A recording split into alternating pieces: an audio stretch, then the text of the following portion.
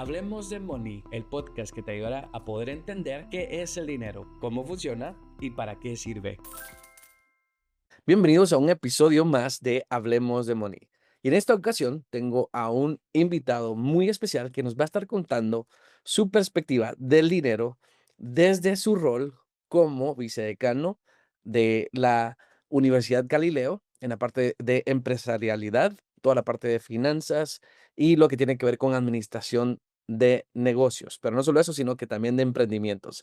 Entonces, trabaja mucho con emprendedores y todos estos proyectos que existen a nivel nacional que ven los emprendimientos. Pero no solo eso, sino que es empresario, ha sido emprendedor y ha logrado muchas cosas a través de lo que hace. Y hoy tiene una agencia de marketing deportivo llamada Sports Agents 502. Así que nos va a estar contando desde su perspectiva todo acerca del dinero y por qué la universidad no nos enseña todo sobre el dinero. Veamos. Bienvenido, Luis. Gracias por aceptar estar en Hablemos de Money para contarnos un poco sobre tu experiencia y de cómo ha sido toda esta trayectoria que has llevado. Muchísimas gracias, Josué. Muchas gracias por la invitación y esperemos disfrutar pues este momento y este espacio. Esperemos pues bienvenidos a todos los del podcast, a todos los oyentes y esperemos que sea de gran utilidad para ustedes. Listo. Me gustaría empezar por algo muy del pasado. Cuéntanos, Luis, ¿cuál fue tu primer contacto con el dinero? Y si recuerdas haber tenido algún error financiero que hayas cometido en tus primeros años. Wow. Bueno, digamos que si nos vamos muy atrás, todos recordamos la mesada. La mesada la tenemos muy clara de que nos dan en casa. Pero antes, digamos, de la mesada, creo que a título personal, o por lo menos que recuerda, es cuando mi abuelito o mis papás me mandaban a comprar algo a la tienda. Antes era muy usual eso, muy cerca de la casa, caminando, y uno pues se quedaba con el vuelto, muchas veces queriéndose de pasar, digamos que de astuto, ¿verdad? Entonces, el primer contacto es entender que ese vuelto pues servía en el mandado que le iban a hacer a uno, servía para adquirir cosas de la tienda que a uno le gustaba, ¿verdad? Mm, Y pues luego, digamos que empezabas a recopilar algunas monedas que estaban sueltas por tu casa porque ya le ponías valor a esas monedas y ya las transformabas en tu mente en los productos que podías adquirir en esa tienda de barrio. Entonces, digamos, ese sería como mi primer recuerdo del dinero antes de pasarme a una mesada que ya entendía un poquito más para qué me servía y cuánto podía comprar desde mi perspectiva de niño, por así decirlo, porque esto, mi perspectiva de niño únicamente pensaba en adquirir cosas en lo que vendían en la tienda de barrio, ¿verdad? No pensaba un poquito más allá. Y pues si pudiera compartir un error, ¡guau! Voy a compartir un error y una anécdota. Entonces, el error es no tener claros términos claves, como una diferencia entre gasto e inversión, que hasta que después que uno lo entiende, cuál es la diferencia, uno dice cometí muchos errores, ¿verdad? Que esto deriva a los gastos hormiga, ¿verdad? Que después de que uno entienda el término, en retrospectiva de em, muchos errores que uno cometió, ¿verdad? Luego, el término de cash flow o el flujo de caja, ¿verdad? Entonces, esto lo que hace es que una muchas veces ya le pone nombre al dinero que aún no ha recibido. Entonces, vas en, digamos, en un ángulo inverso a cómo funciona el dinero. Entonces, al final de cuentas, cuando entiendes el flujo, cómo funciona el flujo de caja, al final puedes tomar mejores decisiones, ¿verdad? Y otro término, el número 4, es el presupuesto. Definitivamente es un término que habría que citar o mencionar, ¿verdad? Si uno no tiene claro el presupuesto, es complicado. mm, Si uno no sabe para dónde va, cualquier camioneta te lleva, ¿verdad?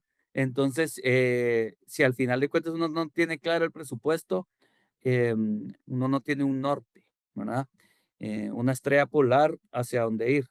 Y el quinto término que para mí, pues, marcó muchísimo o marca muchísimo es el no tener claro qué es un activo y qué es un pasivo. Y no me voy a la clase de contabilidad del colegio, sino que me voy un poquito más como a un libro muy conocido y súper recomendado, que es el de Robert Kiyosaki, de Padre Rico, Padre Pobre, ¿verdad? Pero eh, ahí cita mucho que los activos son los que ponen dinero en tus bolsillos y los pasivos son los que quitan o sacan dinero de tus bolsillos, ¿verdad? Entonces, no tener claro esos términos clave creo que es un gran error.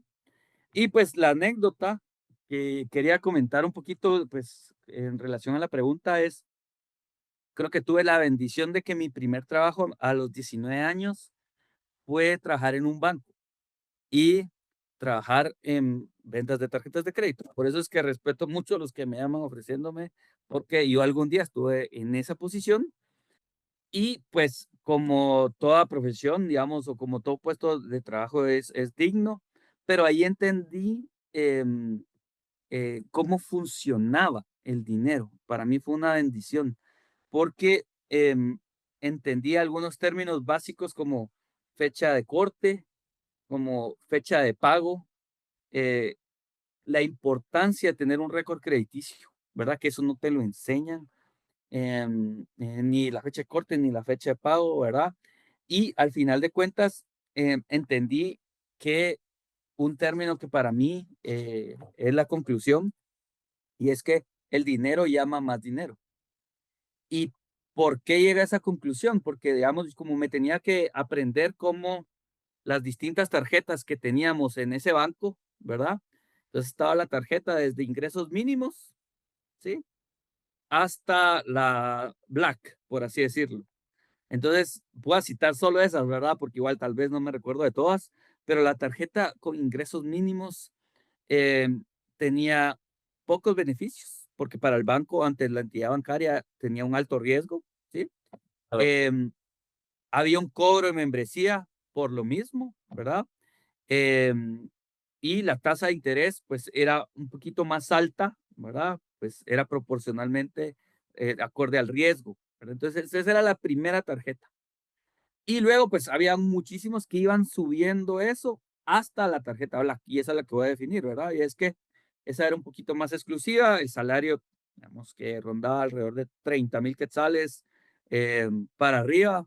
Entonces, pero te daban membresía gratis de por vida, te daban doble miaje, en la otra no, ni siquiera acumulabas mías, ¿verdad? Te daban doble miaje, traían la Priority Pass que hoy se conoce como que es para acceder como a las salas VIP de los aeropuertos, y la tasa de interés era un poco más baja, etcétera, ¿no? Entonces, el dinero llama más dinero, es la conclusión de que en esa anécdota de cómo funciona y cómo hay deuda buena y deuda mala, ¿verdad? Exacto.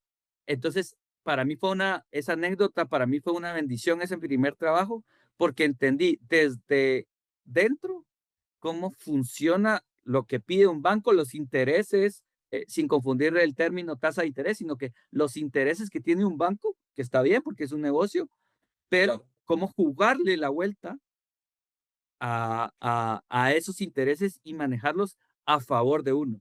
Entonces, sabiendo una fecha de corte, una fecha de pago y el récord crediticio y demás, uno puede ir accediendo a subir y tener un upgrade de tarjeta de beneficio en límite de crédito y muchas cosas que lo puedes utilizar a favor para apalancarte de una forma positiva en tus finanzas personales, ¿verdad? Exacto. Buenísimo. Y creo que has mencionado 5 cosas sumamente importantes. Me llamó mucha la atención la parte donde dijiste sobre no hemos recibido el dinero, ya tiene un nombre, o a veces estamos esperanzados de que viene el cheque y con eso vamos a hacer algo.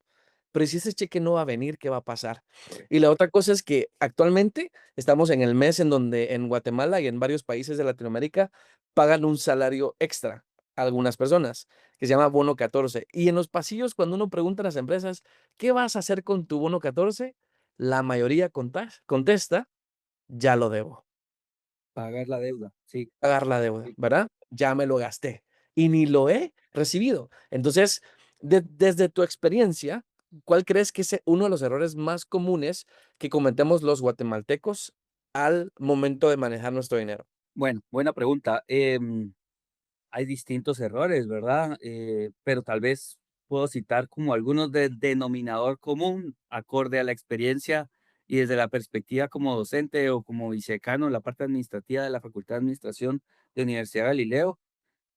Y es que, número uno, creo que no invertimos ni tiempo ni dinero en nuestra educación financiera, ¿verdad? Para conocer más y mejorar nuestras finanzas personales.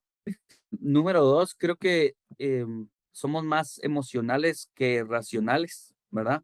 Entonces, hay mucha compra impulsiva, que la podíamos prevenir, por así decirlo, si no tenemos un presupuesto claro, ¿verdad? Lo cual diría, si no tenemos una educación financiera. Mm, y la tercera, para mí, sería tal vez confundir que un buen ingreso, entre comillas, es equivalente o es igual a tener salud financiera, ¿verdad? Sin considerar términos básicos como la palabra ahorro, la palabra inversión y pues la palabra o el término deuda buena, que más adelante pues podemos hablar o ahondar sobre este término, ¿verdad? Para mí esos serían los tres errores básicos que desde mi experiencia cometemos como guatemaltecos. Sí, y te quiero comentar que como empresa en The Money Company hemos detectado muchísimo que la parte emocional juega un rol muy importante. Porque al final, Luis, pasa que estás enojado, quieres gastar. Estás triste, gastas. Estás feliz porque pasó algo y entonces gastas. Las emociones no las controlamos y lo que sucede es que la emoción te hace gastar. Y creo que cuando uno empieza a dar asesorías, mentorías o a enseñar, aprende mucho porque se da cuenta de cómo otras personas lo hacen. Entonces me gustaría preguntarte, ¿cómo ha cambiado tu visión del dinero desde que empezaste esta parte de enseñar sobre negocios y emprendimiento? Buenísimo. Digamos que en la universidad no estoy dando, digamos, el curso de emprendimiento. Nosotros somos el partner académico de un concurso de emprendimiento que se llamaba hasta hace poquito Emprendete Guate, ahora es Emprendete G100. Em, y pues ahí sí me tocó ser mentor más o menos durante los últimos 4 años de varios emprendedores y pues en estos años he aprendido cómo ha cambiado mi visión del dinero desde que he podido pues ser mentor. Es que número uno, que el dinero pues no es el fin, es solo un medio, ¿verdad? Número dos, em, pues que existen diferentes tipos de riqueza, ¿verdad? Y aquí podríamos ahondar en un tema de que tu reloj no cuesta 100, sino que cuesta el tiempo que trabajaste para llegar a 100. Entonces, para algunos puede ser 2 días, para uno puede ser 2 meses, ¿verdad? Entonces, ahí como padre, yo te puedo decir que algunos optan por tener muchos ceros en su cuenta, pero muchas veces no tienen el tiempo para disfrutar, ¿verdad? La famosa wealth o verdadera riqueza, ¿verdad? Em, y mientras otros prefieren tener un balance entre suficiente tiempo y dinero, ¿verdad? Hoy valoro más la inteligencia financiera pues, que la cantidad de dinero en una cuenta, por ejemplo, ¿verdad? Esa sería como la segunda. Y la tercera es que definitivamente la riqueza más grande es tu educación financiera, ¿verdad? Los ricos no trabajan por dinero, ellos trabajan para que el dinero trabaje por ellos, ¿verdad? Buenísimo. Yo creo que ha sido un gran aprendizaje durante todo este tiempo y especialmente aprender de los negocios y lo que uno mira, porque pareciera que las personas o los negocios están muy bien, porque uno solo mira la fachada, pero cuando vamos a ver por dentro, posiblemente hay muchos factores que no permiten que esa riqueza venga. Y me gustó mucho lo que mencionas, cómo la riqueza no se traduce solo a dinero. sino que la riqueza tiene que ver con muchas áreas como la parte espiritual, la familiar, la salud, muchas áreas, que es algo que también nosotros acá en The Money Company enseñamos, que la riqueza no es solo el dinero, sino que cómo varias áreas de tu vida están bien. Y me gustaría saber, Luis, si hubo algún hábito que tú puedas decir, bueno, creo que este hábito me ayudó a mí a crecer y a tener una estabilidad. Ok, bueno, em, creo que el hábito sería más el de tener objetivos financieros claros, ¿sí? Hablo de incluir o invitar, bueno, primero tener una relación con el dinero. Es como, no puedes llevarte bien con alguien que no tenés una relación. Ahí lo vamos a ahondar un poquito más adelante, pero em, digamos que si con la relación con el dinero, cuando lo entendés, em, pues en algunos libros puedes decir que el dinero no existe, ¿sí? Em, eh, Al final de cuentas, pues si hoy todos fuéramos a sacar a nuestro banco el 100% de lo que tenemos, no hay suficiente dinero físico, ¿sí? Para eh, lo que dice la pantalla que tenemos, ¿ya? Ujú, Entonces, por eso es que el término del dinero no existe. Es eso. Entonces, partiendo de esto, o en ese orden de ideas, digamos que yo te diría que el hábito es tener objetivos financieros claros. Uno es ahorro, ¿sí? Otro es inversión, otro es reducción de deuda, ¿por qué no? Em, y lo otro pudiese ser un objetivo financiero, yo le llamo pues comercial, ¿verdad? Y pues, por ejemplo, ponerle un destino, digamos, el ahorro puede ser para un fondo de emergencia o para hacer un colchón, como decimos los guatemaltecos, para una jubilación em, eh, a un futuro, ¿verdad? O para épocas de vacas flacas, como también decimos los guatemaltecos, que tal vez es un tiempo de desempleo, ¿verdad? Em, Inclusive, pues según la etapa o el ciclo de la vida en el que estén, algunos puede ser ese ahorro destinado para la educación de nuestros hijos o para un enganche de una casa o un apartamento, ¿verdad?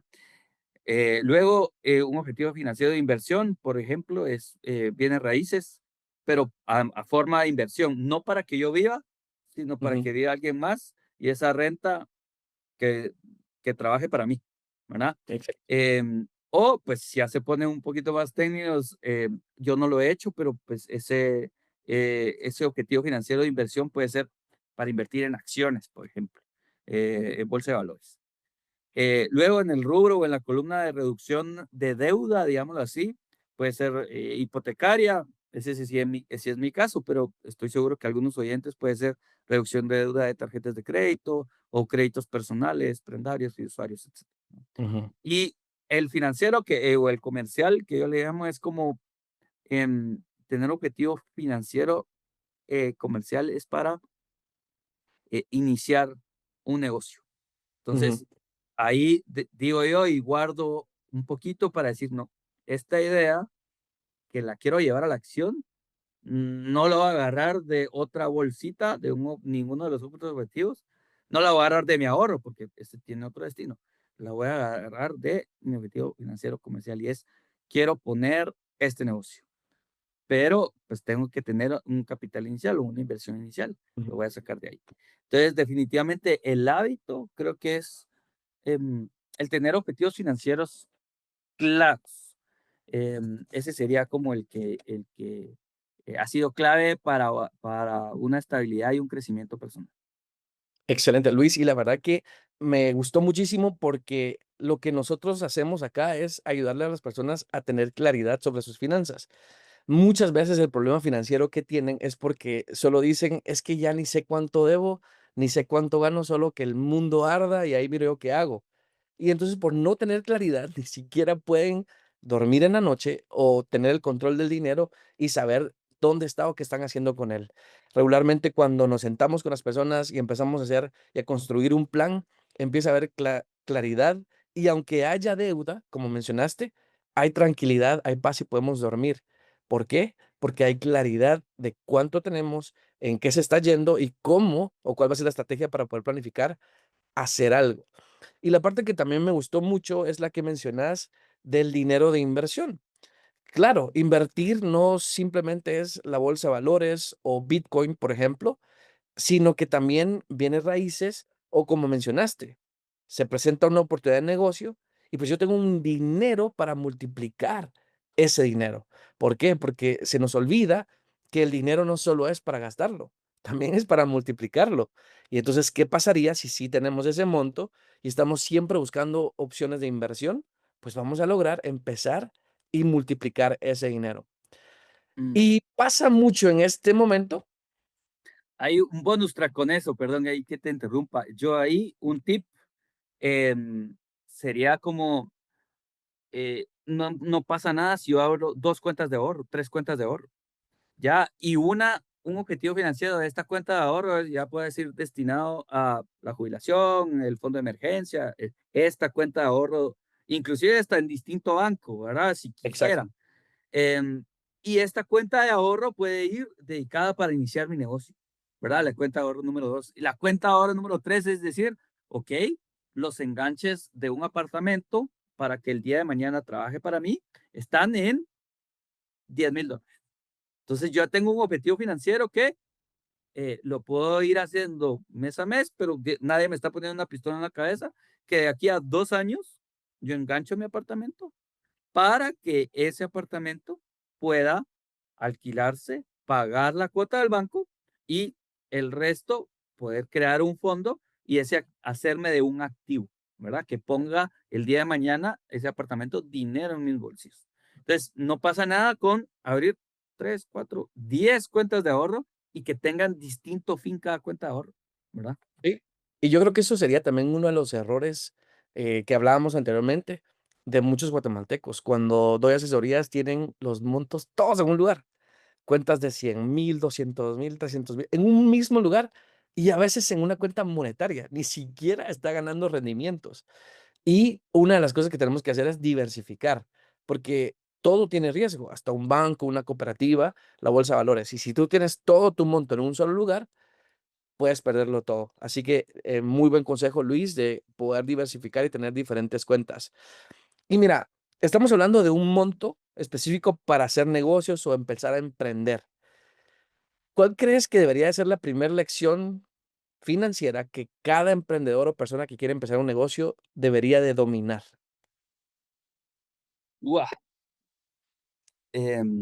bueno, definitivamente eh, ya es difícil como que la primera lección, pero yo podría decir que el denominador común es que em, muchos no saben como por ejemplo el término punto de equilibrio. Digamos que el punto de equilibrio es el número de unidades que tengo que vender para no ganar ni perder, ¿sí? Em, y ya sea unidades, si vendo productos o servicios, digámoslo, para llegar a un punto de equilibrio y salir de costos para la renta local, lo que sea, ¿verdad? Mis gastos fijos. Entonces, yo le diría, uno sería conocer el término punto de equilibrio. Dos, pues ya lo mencioné, pero un poquito del flujo de caja, ¿verdad? Y cómo funciona y cómo me funciona, porque muchos emprendedores, digamos, yo los he visto y dicen, sí, me quiero meter a Unisuper, me quiero meter a Walmart, pero tenés que tener mucho músculo financiero para meterte a estas grandes cadenas, porque te van a demandar mucho producto para colocar y no te van a pagar hasta 90 días. Entonces, lo que están vendiendo hoy, día uno, que tú lo despachaste hace 15, ¿sí? El tema te lo van a pagar en 90 días. Entonces, tienes que conocer bien tu flujo de caja para poder seguir produciendo y abasteciendo y creando pues esa fluidez económica como para tu empresa y esa sanidad. Eh, Luego, yo diría que el tema de pricing o el de fijación de precios, hay muchos que me sorprende que llevan, debo 3 años de constituir la empresa, o son emprendedores de digamos que del comercio informal, porque todavía no tienen una patente de comercio ni nada, ¿verdad? Está bien, pero cuando les haces como, ¿cuál es tu costo, cuál es tu margen de utilidad y tu precio de venta al público? No te saben responder, ¿verdad? Entonces, cuando les haces los números, llevan 3 años perdiendo sin saberlo. Eh, ¿Sí? Porque no tienen una estrategia de pricing o de fijación de precios, no saben de eso. Entonces, yo diría esas 3 lecciones, ¿no? O sea, saber cuál es tu punto de equilibrio, sí o sí. Número 2, tu flujo de caja. ¿Cómo funciona? Depende de la industria en la que estés, ¿sí? Conocer cómo funciona tu flujo de caja, cuánto te pagas, si es al contado, si no es al contado, o sea, si vas a dar crédito, cuánto vas a dar de crédito, o sea, cómo funciona tu flujo de caja. Y la tercera es eso, la fijación de precios. ¿En base a qué lo estás haciendo? En base a la Exacto. competencia, no, es que Juanito lo vende así, sí, pero Juanito está aprovechando una economía de escala. Está produciendo con una máquina, tú estás produciendo manual, no tienes esa capacidad instalada. Entonces, la fijación de precios es, creo que, una lección básica que todo emprendedor necesita saber y saber dominar para poder tener mayor probabilidad de éxito, ¿verdad? Claro, y empezar a ganar, que como mencionas, muchas veces eso se da. A mí cada vez que me invitan, o me contratan para emprendedores, me dicen: "Josué, queremos que es una charla de, finanzas para emprendedores". Y yo les digo: "Bueno, este es el currículum y esto es lo que voy a dar. Vamos a empezar con finanzas personales y luego nos vamos a pasar con finanzas de negocios básicas". Y me dicen: "No, es que queremos algo más grande". Y les digo: "Pues, ¿sabes? Los emprendedores que me vas a dar para que reciban la lección, uno, no saben de finanzas personales. Dos, no saben cómo está su negocio, ni saben cobrar.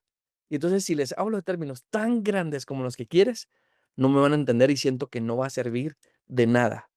Así que me gustaría preguntarte, ¿crees que es posible separar las finanzas personales de las del negocio? Si estás buscando la manera de ordenar, proteger y hacer crecer tu riqueza, estás en el lugar correcto. Te ofrecemos las herramientas y el conocimiento que necesitas para alcanzar tus metas financieras. Visítanos en www.josuarresis.com o síguenos en nuestras redes sociales para más información. ¿Crees que es posible separar las finanzas personales de las del negocio? Sí es posible y más que posible, para mí es obligatorio, ¿sí? Y te voy a decir por qué. Lo acabamos de mencionar, ¿verdad? Pero em, la sugerencia de tener cuentas separadas, digamos, las del negocio y las mías. Digamos, ¿cómo lo hago yo desde la perspectiva de emprendedor? Cae algo, esto es para la empresa, ¿sí? Y este es para Luis Arboleda, ¿sí? Como un salario como cualquier colaborador. Entonces, yo a veces gano comisión de mi empresa, no dreno de mi empresa, no me sirvo de mi empresa, ¿sí? Sino que gano porque yo sé que tengo que pagar mi hosting de página web, tengo que pagar pues, a la que me hace lo de los cambios, tengo que pagar impuestos, etc, etc, etc. Entonces, yo no dreno, que es súper bien, me gané 700 libras esterlinas, digámoslo así, ¿verdad? Porque lo tengo en mente que fue un negocio hace poquito. Yo no vengo y agarro y vacío 700 para Luis Arboleda, me voy a comprar 10 camisas, 20 zapatos. No, porque yo sé que tienen costos fijos. Yo de eso gano, voy a agarrar una comisión y después que la empresa agarre para las necesidades de la empresa. ¿Sí? Entonces, lo voy eso es a nivel micro, lo voy a poner a nivel macro y voy a poner un ejemplo. Por ejemplo, las mejores empresas tienen una estrategia de unidad estratégica de negocio, UN.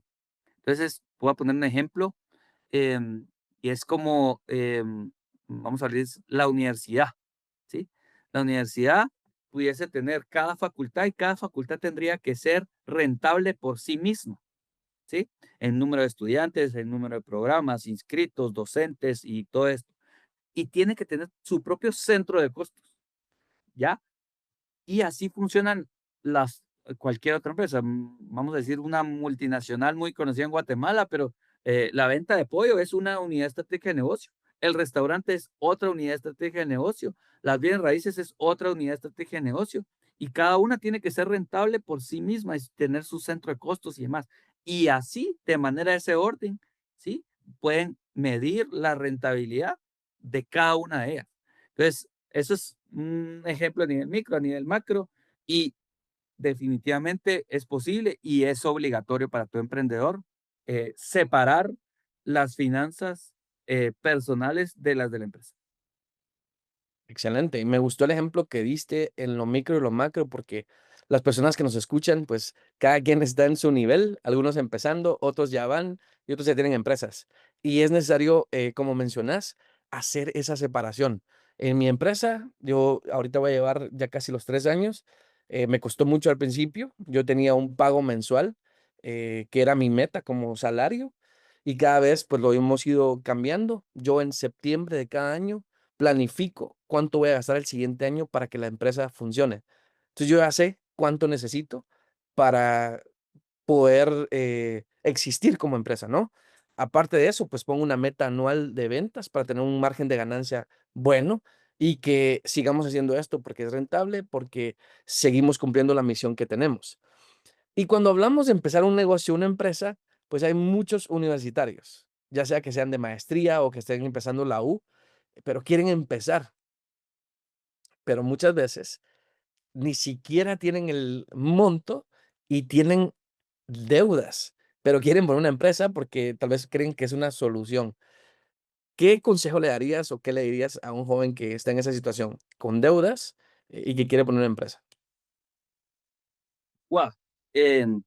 Definitivamente la pregunta, pues, me, me recuerda a muchas caras de jóvenes universitarios que, digamos, que se acercaron a mí, inclusive, pues, en algunas otras universidades donde hemos participado en algunos eventos.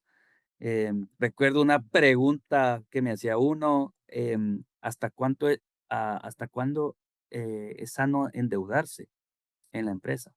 O sea, él seguía apostándole, apostándole y se seguía endeudando, endeudando porque de verdad creía en su idea. Y ha sido, yo digo, top 3 de las preguntas más difíciles que he respondido, ¿verdad? Y podríamos dar un, un podcast casi que para ahondar en esa pregunta. Pero yo que diría a ese joven es que lo puede lograr, pero antes necesita ordenar sus finanzas personales, ¿verdad? Em, yo recomiendo aplicar, pues pueden buscarlo como sea. La más famosa es la regla 50-30-20, ¿verdad? Que es donde utilizas el 50% de tus ingresos para gastos, ¿verdad? El 30% como para deseos y el 20% para ahorro, ¿sí? Pero yo aplico otra muy parecida, pero yo creo en una regla básica que ahorita lo voy a explicar. Yo aplico el 40-30-20-10, ¿sí? Y es que mis necesidades básicas bajan al 40%, ¿verdad? Pues ahí hago un ajuste, pero ese ajuste luego me permite liderar otras cosas, que es el 30% para gastos no esenciales, ¿verdad? O para deseos, digámoslo así, que al final uno también tiene que entender que eh, pues tiene que sentirle sabor a ese dinero, ¿verdad? Claro. No puede agarrarlo y pagar y, wow, nunca me pagué a mí, nunca disfruté nada, nada, Mm, nada, nada. Entonces uno también tiene que pagarse en ese sentido, ¿verdad? Entonces, claro. el 30 sería para gastos no esenciales o deseos, el 20 para ahorro y el 10 hay muchos que lo destinan a deuda, pero yo digamos que lo pudiese destinar como a responsabilidad social, donaciones, diezmo, de hecho de ahí sale la palabra diezmo, Ujú. porque yo creo que también, pues digamos, yo soy una persona creyente y yo creo que si Dios sabe que estás administrando de una buena forma lo poco o lo mucho que tienes, te va a seguir bendiciendo con más, ¿verdad? Y si lo vuelves a administrar de esa forma y dice, bueno, aquí sí se está administrando de una buena forma, vamos a seguirle dando un poquito más, ¿verdad? Porque todo está fluyendo. Y ahí viene un término que yo tengo y es que yo pido cuando rezo, ahí nos vamos a paréntesis de tema espiritual, ¿verdad? Pero cuando oro, yo pido eh, trabajo para bendecir con más trabajo. Yo no pido dinero, yo pido trabajo.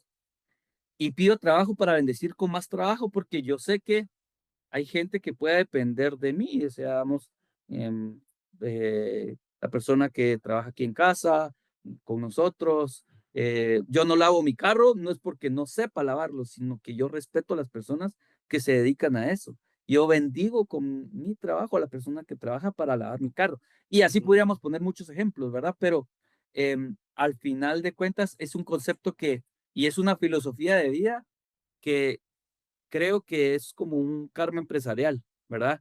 Que si uno hace el bien sigue viniendo, ¿verdad? Es un círculo virtuoso, no vicioso, ¿verdad? Y al final, pues, emprender con deudas no es imposible, pero definitivamente sí es más riesgoso. Exacto. La salud financiera es poder. Eh, ¿Por qué? Porque pues el banco te va a dar un préstamo para tu empresa en base a tu récord crediticio. Ujú. Y entonces primero ordena tus finanzas personales y vas a tener mayor probabilidades de tener un mejor crédito, poder invertir en la maquinaria que necesitas o en lo que necesitas invertir para el local que quieras, etcétera, ¿no? Entonces al final esa salud financiera te va a dar el poder tener mayores probabilidades de adquirir más dinero. Vuelvo al término, ¿verdad? Dinero llama más dinero, ¿verdad? Así es. Solidez llama solidez, ¿verdad? Sí, y la verdad que nosotros en The Money Company hablamos mucho de la generosidad. Y cuando enseñamos presupuesto, el primer rubro que nosotros le enseñamos a las personas es a dar. Y todos abren los ojos y dicen, ¿qué es eso de dar? ¿Cómo funciona? Nosotros decimos, bueno, aparta un monto de lo que tú recibes para dar. Y damos ejemplos de cómo hacerlo. Incluso The Money Event este año fue hace un mes y la charla que yo di se llamó Creando riqueza con propósito. Wow, ¿Cómo súper. el dinero que estás generando trae bendición a otros? Y damos estadísticas súper locas, Luis, porque hablábamos de cuánto dinero se gasta en comprar uvas y manzanas para celebrar Navidad en Guatemala. Y son millones que podrían ser destinados para construir hospitales, llevar salud, educación a niños que no la tienen. Pero muchas veces solo creemos que el dinero es para otras cosas y no para bendecir. Y creo que tocaste un punto muy importante que para nosotros como empresa es prioridad, es muy importante también. Hablamos un poco de la vida profesional y lo difícil que es y que muchas veces nos enfrentamos a situaciones en las cuales tenemos que tomar una decisión financiera caótica, difícil. ¿Nos puedes contar alguna vez que te haya tocado tomar esa decisión y cómo te fue? Ok. em, para mí la decisión no fue difícil porque la tenía clara, pero sí generaba en mí mucha ansiedad por lo que podía pasar a futuro. Em, y pues les voy a contar cuál fue, de verdad. Al final, yo tenía claro que quería estudiar una maestría y quería estudiar una maestría en el extranjero, ¿verdad? ¿Cómo lo hice? Al final hice como un diagrama de flujo. Entonces, ¿quiero estudiar la maestría? ¿Sí o no? Sí. ¿En Guate o en el extranjero? En el extranjero. ¿Dónde? Entonces ahí ahí, entonces yo puse Latinoamérica, entonces me parecía Chile, por ejemplo, me recuerdo mi diagrama porque lo tenía así como en grande pegado en mi cuarto antes de irme a la maestría. Decía Latinoamérica, entonces me acuerdo que estaba Chile, estaba Colombia, por ejemplo, estaba México como destino, ponía Europa, ¿verdad? Entonces ahí estaba España, un poquito entre mi zona de confort y no, porque mucho estaba España, y entonces de España decía qué ciudades, y al final de cuentas iba tomando decisiones, ¿verdad? O sea, digamos, yo soy muy visual, soy mercadólogo, y trabajo mucho, pues, el hemisferio izquierdo de mi cerebro, y entonces cuando dije España, dije, bueno, Barcelona, entonces dije, ¿cómo me voy? Averigüé a qué universidades y qué universidades. em, ya tenía claro los precios, ¿verdad? Y luego ya tenía como la carta de admisión. Hasta ahí iba. Cuando en ese momento yo te diría la decisión era fondos propios, eh, no tenía para pagar ese monto, porque significaba también vivir un año fuera con manutención, digámoslo así, y adicionalmente a eso, sin ingresos, porque entraba con una visa de estudiante que me permitía estudiar 4 horas al día, que ya también voy a conectar ahí la anécdota. Entonces, al final, fuentes externas, financiamiento externo, entonces estaba la opción de a sacar un préstamo al banco o aplicar una beca. Mi primer año apliqué a la beca, apostándole todo a eso.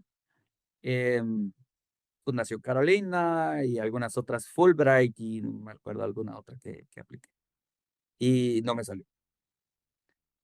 Entonces el siguiente año yo dije, em, estoy poniendo mis sueños en las manos de alguien que no sabe lo importante que son para mí. ¿Quién es ese alguien? El que dice autorizado, no autorizado. Y pone el sello y siguiente. Para él yo soy solo un papel. Y venderme un papel no me vende completamente. Entonces dije, no, voy a aplicar otra vez a las becas, pero también voy a trabajar mi plan B. Hombre y mujer precavido valen por dos. Entonces, mi plan B, aplicar a un crédito para estudiar una maestría en el extranjero. En ese momento, solo un banco trabajaba ese crédito, que tenía una tasa preferente versus un préstamo hipotecario o fiduciario. Y apliqué. En ese momento estaba en un momento coyuntural de mi vida. Nos casamos, aplicamos los dos. Nos salió autorizado para pagar con mi novia en ese momento nuestra maestría y para vivir un año. Entonces era maestría mía, maestría de ella. Entonces, de una vez, si igual estamos al aire y estamos siendo sinceros, maestría mía 10.000 euros, maestría de ella 10.000 euros. eh, Vivir un año fuera eran más o menos como 12.000, 14.000 euros, ¿verdad? Entonces eran 34.000 euros que uno dice, y, y un año sin ingresos. Ambos vendimos nuestros carros porque igual el primer año solo se paga intereses y cuando regresas te dejan un año para que consigas trabajo. Entonces en 2 años solo pagas intereses y en el tercer año ya te dicen, bueno, chicos, ya están posicionados, paguen ya, abonen a capital. Entonces, para mí la decisión era fácil porque yo sí tenía algo en mí que mm, en la esquina me puedo comprar un Ferrari, en la esquina me ponen una pistola, me lo quita.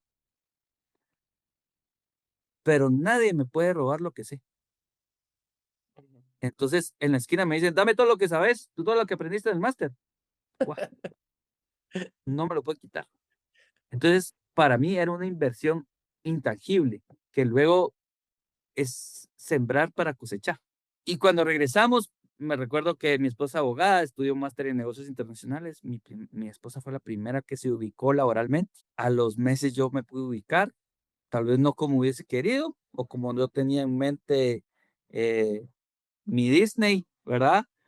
Y a los años entendí que en un puesto que me contrataron, el requisito era tener maestría. Y no me hubieran contratado si no hubiera tenido esa maestría. Yo sabía que ese cartón que estaba colgado en la pared tenía valor, pero no lo entendí o no lo materialicé hasta que me contrataron porque el requisito era tener maestría. Y en 3 meses, 3 meses de mi salario se pagó la maestría. En 3 meses. Y en otros 3 pagué el año que estábamos fuera. En 6 terminamos de pagar uno. Entonces, para mí no fue difícil tomar la decisión de estudiar una maestría, pero el tirarse al abismo como un emprendedor, ¿no? O sea, el tirarse al abismo sin tener paracaídas, conseguirlo en el camino y abrirlo, esa adrenalina de caer al vacío, esos segundos, minutos, meses, pero que uno sabe que está haciendo lo correcto, creo que no tiene precio. No tiene precio porque cuando se abre el paracaídas, uno dice, lo sabía, pero me asusté. me Claro. asusté. Y es no dudar de tomar decisiones, porque para mí, yo le digo una frase a mis hijos, aunque tengan menos de 5 tienen mayor, y les digo, el mundo es de los vivos.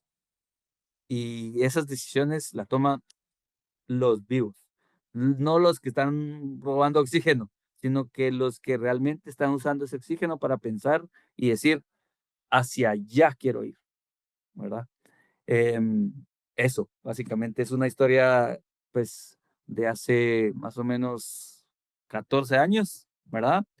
Y de cual no me arrepiento y lo volvería a hacer 10 veces más, sin duda, y espero que algún oyente del podcast le ayude a que esta anécdota y esta respuesta, pues, pueda cambiar el ritmo de sus decisiones o tal vez ya la tenía tomada y necesitaba ese último empujón, impulso, consejo. Espero que lo decida y estoy seguro, garantizado, que no se va a arrepentir por haberla tomado. Excelente. La parte de los sueños y las metas es tan importante y nosotros en el programa que tenemos de 7 semanas donde acompañamos personas o a las empresas que nos contratan para sus colaboradores, tenemos la clase de los sueños y las metas. Te digo, la gente llora. Hoy la di en la mañana en una empresa y veía las lágrimas de muchas personas, porque muchas veces el dinero lo usamos para cualquier otra cosa, menos para cumplir nuestros sueños y metas. Y no es justo que trabajemos tanto solo para malgastarlo porque no tenemos educación financiera. ¿Cómo has visto la parte de la educación financiera entre los universitarios? ¿Crees que es necesario implementarlo desde la primaria o la universidad o desde cuándo deberíamos llevar educación financiera?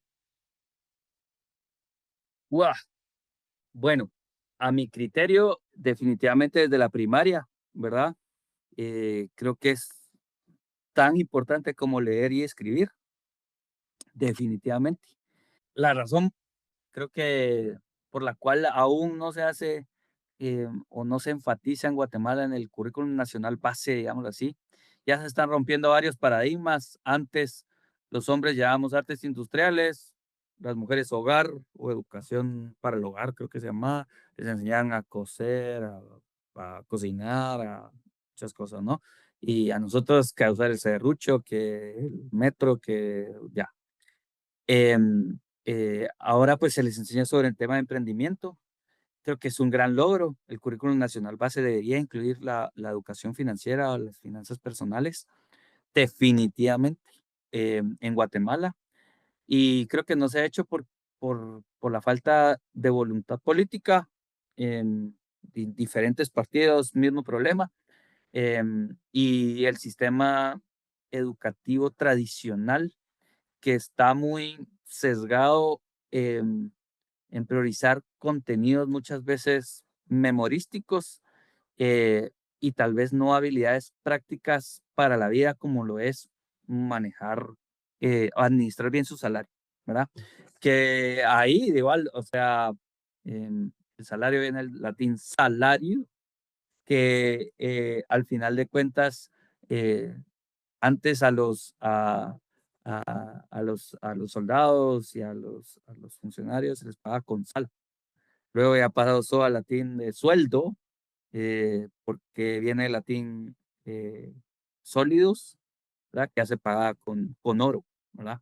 Em, entonces, pues básicamente creo que es importante el tema de la educación financiera.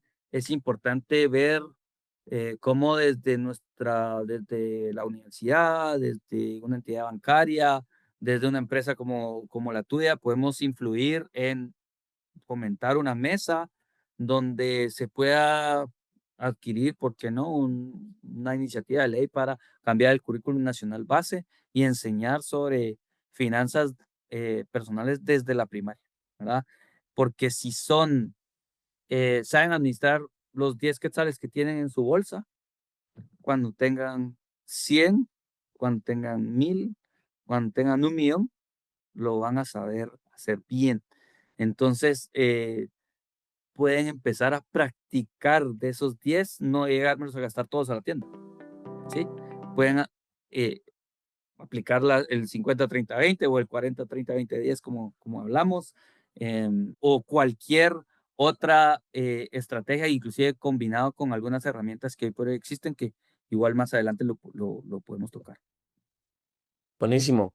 ¿Y crees que los futuros empresarios, en tu rol como vicedecano, digamos, crees que los futuros graduandos que van a ir a esas empresas saben cómo manejar su dinero? Ok, hace muchos años la universidad nos preparaba única y exclusivamente para pedir trabajo, así. Ujú, Em, yo todavía creo que fue de las primeras promociones que recibí emprendimiento, ¿verdad? Nosotros ya tenemos 2 cursos de emprendimiento y tenemos un congreso, una maestría, tenemos concursos de emprendimiento, de innovación con Israel, Holzpreis, que es conocido como el premio Nobel a nivel universitario, ¿verdad? Que es un tema de emprendimiento social. Estamos bastante involucrados y les inyectamos mucho de emprender. Entonces, estas generaciones ya tienen dos posibilidades, no solo pedir trabajo, sino poder llevar su idea a la acción. Entonces, eh, al final, y en ese orden de ideas, te podría decir que los futuros empresarios, muchos están motivados eh, y son muy creativos para emprender, pero muchos de ellos, la mayoría que no tienen acceso a estudios universitarios, carecen de bases sólidas em, no solo en finanzas personales, sino en negocios, ¿verdad? Por eso, eh, en la facultad, desde la facultad trabajamos, estamos ahorita, llevamos 2 años haciendo un congreso de finanzas positivas, le llamamos con una entidad bancaria, pues se puede decir con el CONVAC. Em, también, pues en algunos cursos, por ejemplo, les enseñamos a cómo ser un buen administrador de su dinero, donde les compartimos, le damos acceso a libros y a ejemplos de cash flow. Después, pues, les ponemos, por ejemplo, tareas donde por un mes tienen que registrar, pues, sus gastos, ¿verdad? ujú, Y cuál es la tendencia de su gasto actual. Y otro con una propuesta de ahorro. eh, y digamos, cuando ellos ya se dan cuenta de que sus egresos son mayor que sus ingresos, los inclinamos a buscar otras fuentes de ingresos, ¿verdad? Porque dicen, gano 10 y me gasto 12 y entonces debo 2. ¿Ok? ¿Y cómo, si tu presupuesto de gastos es mayor, cómo puedes tener más ingresos? ¿Sí? ujú, O cómo puedes reducir tu gasto. O sea, A y B. Entonces, les intentamos como ir fomentando eso, definiendo lo que es, se dan cuenta de que tienen muchos gastos hormigas y salen a flote, ahora los identifican, se dan cuenta que muchas veces hacen compras emocionales, digamos, están en una red social y les sale un anuncio, me voy a ver, ay, son los tenis que quiero y van cayendo. Y cuando se dan cuenta en su pay, grande, pues de los errores que cometieron es que mucho está eh, encausado hacia esos gastos hormigas, pero ahora ya se dan cuenta, no pueden pecar de inocentes porque ya saben el término. Y todo esto pues enriquece la preparación de los estudiantes, porque si queremos buenos egresados que van a conseguir buenos puestos, de nada nos sirve que tengan un puesto de $20,000, estoy poniendo un ejemplo, ¿no? Pero se están gastando 25, exacto. ¿verdad? Em, eh, entonces, al final de cuentas, pues creo que todo eso suma, las biografías de valor, los libros que suman, hacer un business model Canva de tu idea de negocio, em, y le sugerimos ahí otras fuentes de aprendizaje, ¿verdad? Y algunas plantillas financieras de cash flow, inventario de deudas eh, y algunas otras, ¿verdad? Así que de esa forma, pues estamos como incentivando, mejorando desde la facultad o desde la universidad para que nuestros egresados pues aprendan y estén preparados para ser empresarios, ¿verdad? Em, eh, desde sus finanzas personales. Buenísimo, la verdad que felicito a la Universidad Galileo por estas iniciativas. He visto que cada año han ido innovando con la parte de finanzas positivas, el congreso que hacen y también Think Tank, que es de emprendimiento y negocios, donde llevan expertos que les dan ideas a los jóvenes de la facultad y creo que es muy necesario. Ya para terminar, Luis, y la verdad que ha sido un podcast muy enriquecedor con muchos consejos, muchas historias de vida y de verdad que muy inspirador. Sé que muchos de los que están escuchando van a decir, no, hombre, yo tengo que empezar a actuar y hacer algo porque mi vida financiera y mi vida en el futuro lo merece. Me gustaría que nos puedas compartir tu último consejo financiero para toda la vida, para que los que están escuchando puedan aprender y, si es posible, ponerlo en práctica. Buenísimo. Si, como me dijiste en singular, lo vamos a respetar a eso para no andar tanto, pero yo diría que em, invertir en su educación financiera, en su formación financiera. Em, ¿A qué me refiero con esto? Invertir tiempo y, si es necesario, dinero, ¿verdad? Pero sobre todo tiempo. Si ustedes ven el comportamiento que tienen, se me escapa ahorita ahora, que el mismo teléfono te dice cuánto inviertes en cada red social, en- te da como ese reporte, pero si ustedes invierten 1 hora diaria, por ejemplo, ¿verdad? En su educación financiera, que hay muchas cosas que son gratuitas que ya les voy a decir, em, creo que van a cambiar no solo su futuro, sino que el de las futuras generaciones. Ujú. Por los hijos que aún no existen o por los que ya tienen hijos que están escuchando, van a dar un giro, ¿verdad? Em, a, a su vida, a su salud financiera. ¿Y cómo lo pueden hacer? Por ejemplo, yo asistiría a cursos. Hay muchas plataformas con cursos gratuitos, otros pagados, inviertan. Em, Congresos, definitivamente hay muchos. Aquí en Guatemala no tengo que viajar aquí en Guatemala. De hecho, pues Josué hace uno muy bueno, ¿verdad? Para aprender y quitarse el miedo y tener esa relación positiva con el dinero, ¿verdad? Puedo invertir en libros, en ver videos, escuchar podcasts como este, leer blogs, inclusive utilizar o ir jugando con algunos simuladores, ¿verdad? Todo eso pues me va a permitir conocer más sobre el dinero, ¿verdad? Lo dijo Albert Einstein, locura es querer resultados distintos y hacer siempre lo mismo, ¿verdad? Entonces, al final de cuentas pueden hacer muchísimas cosas. Inclusive hay un juego que se llama Cashflow, que es un juego de mesa que viene que lo hizo Kiyosaki, también el autor de Padre Rico, Padre Pobre. Lo pueden encontrar en Amazon, pueden comprarlo, jugar con amigos, aprender mientras hacen. Monopoly también les enseñan un poquito sobre ese. Hay un Monopoly de Guate, no recuerdo cuál es el nombre, yo jugaba antes existía. Banco Pol. eh, Banco Poli, ¿verdad? Ajá. Y es de Guatemala. Entonces, en la gamificación, mientras se entretienen, pueden estar aprendiendo también. Sí. Mientras ven videos que no les dejan nada más que entretenimiento, que no es que esté mal, pero es un tema ocioso, mejor invierto mi tiempo en videos de finanzas personales. Y mientras escucho podcast, ya puedo invertir en podcast de formación y educación financiera. Y esto lo que te permite es analizar tendencias, definitivamente analizar tendencias, como el uso de inteligencia artificial para tus finanzas personales.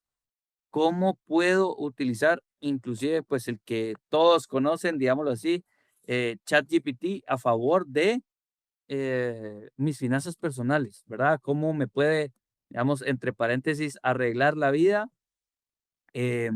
este tipo como de herramientas que existen, están al alcance de todos y que puedo, pues, utilizarlas a favor, ¿verdad? Yo siempre digo que, em, así como el Internet, que antes muchos decían, no, que el Internet, cuando salía hace muchísimos años, el Internet es una herramienta tú puedes usarlo para cosas positivas o no. La inteligencia artificial lo mismo estaban ahorita diciendo, pero, por ejemplo, tú puedes decir, eh, digamos, hacer un prompt súper bueno, le pueden decir, ah, podemos hasta ver esto, podemos hacer un podcast aparte, ¿verdad? De cómo hacer un prompt y qué prompts pueden hacer como para arreglar sus finanzas, pero estas tendencias de utilizar esto a favor, yo les diría, utilícenlas. Inclusive, otra tendencia que también está pues, creciendo es el mindfulness, pero de todas las diferentes ramas. Y hay uno que se llama mindful financiero. Y es que ser consciente de mis gastos, no gastar por gastar, ni al final ni ver mi estado de cuenta, ni sé ordenar mis vouchers, ni saber cómo gasto, ni entonces al final de cuentas, no sé si respeté o no mi presupuesto. Pues está bien hacer el presupuesto, pero si no sabes si lo estás siguiendo, ¿de qué te sirve? Entonces, el ser consciente con tus gastos, el ser consciente con que sí estás invirtiendo y esa satisfacción de que sí lo estás cumpliendo, creo que te despierta con mejor humor y con unas ganas de comerte el mundo para seguir cumpliendo tus objetivos financieros, ¿verdad? Entonces, definitivamente el consejo es que inviertan tiempo y dinero en su educación financiera. eh, y eso es constante, ¿no? Ah, ya saqué un curso, ya me gradué, sino que eso es de todos los días, es una continua formación y entre uno más sabe que sabe poco y que falta mucho por aprender. Entonces, como coloquialmente se dice en Guatemala, entre más sepan se van a picar sabiendo más, ¿verdad? Entonces, los invito de verdad a que inviertan tiempo en su educación financiera y si es necesario, dinero, ¿verdad? Excelente, muchísimas gracias Luis por haber apartado este tiempo para venir al podcast y poder inspirar a tantos jóvenes, adolescentes y adultos que están tratando y que están tomando el control de sus finanzas. Creo que tu historia y todo lo que comentaste el día de hoy trae muchísimo en cuanto a recursos, en cuanto a pasos a seguir e incluso historias que inspiran a muchos. No me queda más que decirle a la audiencia que esperen el siguiente episodio porque también estará muy bueno.